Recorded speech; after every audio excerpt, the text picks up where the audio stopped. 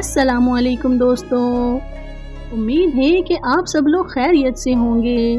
دوستوں، اگر ہم انسانی تاریخ پر نظر دوڑائیں تو یہ بات ہمارے سامنے آتی ہے کہ ہر ملت و قوم و معاشرے پر کوئی نہ کوئی شخصیت، مذہب، ثقافت یا واقعات اثر انداز ہوتے رہتے ہیں۔ اقوام نے انہیں یاد رکھنے کے لیے کچھ دن مخصوص کیے ہیں۔ یہ اہم دن قوموں کی ثقافت کا حصہ بن کر تہواروں کا درجہ حاصل کر جاتے ہیں۔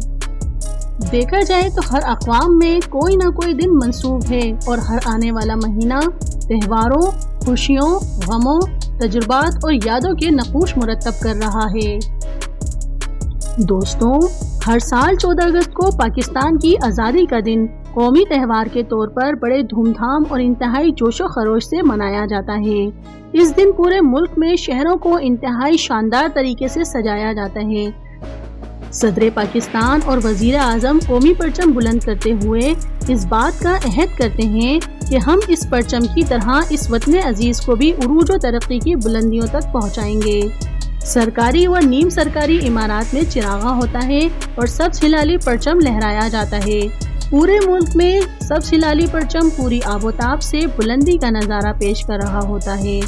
یوم آزادی کے متعلق اخبارات، ریڈیو، ٹی وی اور انٹرنیٹ پر خصوصی مضامین اور پروگرامز پیش کیے جاتے ہیں اور اس عہد کی تجدید کی جاتی ہے کہ ہم سب نے مل کر اس وطن عزیز کی ترقی کو اور خوشحالی کو کامیابیوں کی بلند سطح پر لے جانا ہے۔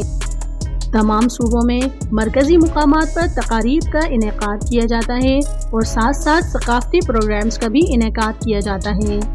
پاکستان کی تمام شہروں میں، اسکولوں اور کالجوں میں رنگا رنگ تقاریر اور مذاکروں کا اہتمام بھی کیا جاتا ہے۔ بچے، جوان اور بوڑھے سبھی اس روز اپنا قومی پرچم فضا میں بلند کرتے ہوئے اپنے قومی محسنوں کو خراج تحسین پیش کرتے ہیں۔ بعد ازاں سیر و تفریح سے بھی لطف اندوز ہوا جاتا ہے۔ رہائشی علاقوں، ثقافتی اداروں اور معاشرتی انجمنوں کے زیر اہتمام تفریحی پروگرامز انتہائی شاندار طریقے سے منائے جاتے ہیں۔ علاوہ ازیں مقبرہ قائد اعظم پر سرکاری طور پر گارڈز کی تبدیلی کا انعقاد کیا جاتا ہے۔